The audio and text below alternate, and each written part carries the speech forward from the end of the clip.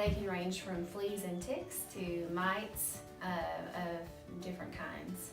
I would say if they're on 4 legs and have fur, they have had a flea, and ticks are still becoming much more common.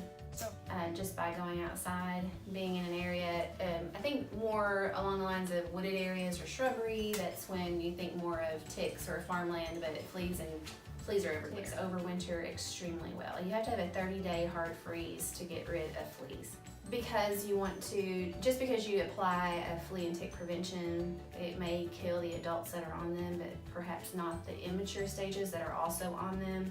Those immature stages can lay dormant for a while, and after a couple of months then can hatch and start a whole new life cycle.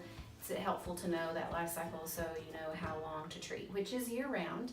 The flea life cycle is 3 months, so you definitely want to do a year-round preventative. Fleas carry disease and parasites, tapeworms, most notably. Cats can get a blood-borne parasite from flea infections. Ticks do carry blood-borne infections too. They're called rickettsial disease like Ehrlichia, Lyme, Rocky Mountain spotted fever.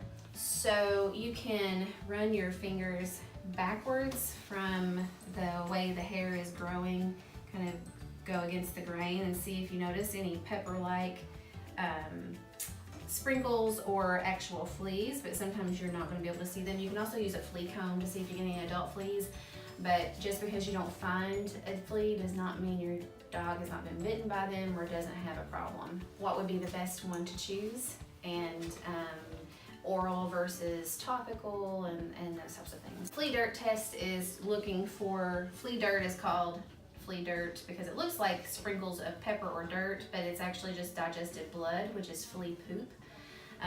If you see sprinkles like that, you can take a little bit of it and wet it with some water and see if it turns like a rusty or a red color. That would mean it's blood. Most of them are very safe and have a wide range of safety margins, so topicals and orals are good. It's year-round, and it depends on if it's monthly or every 3 months. Bathing them, checking them regularly, looking between the toes when you're going out camping or hiking or walking around the neighborhood or where there's places where other animals are, like the doggy daycares and those types of things, dog parks. You want to check your dog for fleas and ticks. Keep your dog and cats on flea and tick prevention year-round.